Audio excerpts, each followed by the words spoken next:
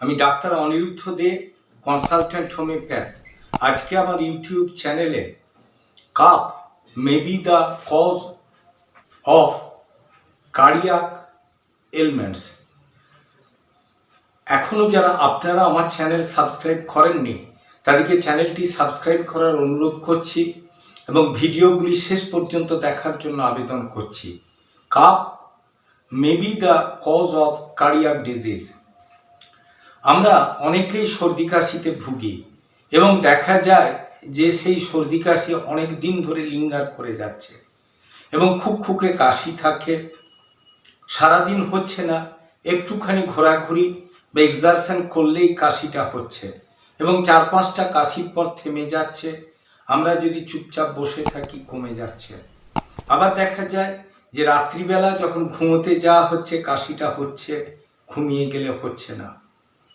দেখা যাচ্ছে যে সর্দি কাশির গতানুগতিক চিকিৎসা করেও যদি কাশিটা না কমে থাকে তখন কিন্তু আমাদেরকে এটা কার্ডিয়াক এলমেন্টস বলে ধরে নেওয়া যেতে পারে। এবং আমরা যদি ইসিজি করি তখন দেখা যাবে যে কিছু ফল্ট পাওয়া যাচ্ছে, অথবা যদি আমরা ব্লাডের রিপোর্টগুলো করি, কোলেস্ট্রল লেভেল, লিপিড প্রোফাইল ইত্যাদি, দেখা যাবে যে এগুলো ভ্যারি করছে।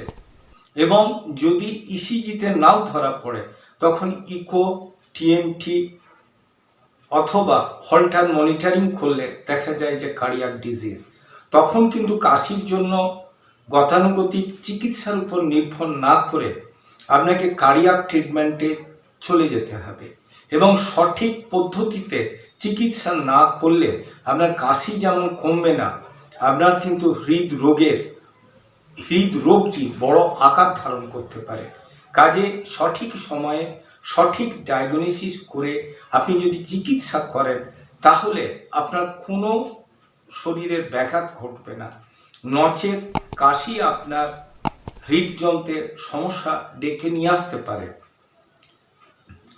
তবে কখনোই নিজেরা কোনো কিছু দেখে চিকিৎসা করা বা ডাক্তারবাবুকে ডিকটেট না করে সঠিক পদ্ধতিতে চললে আপনারা নিশ্চয়ই উপকার পাবেন।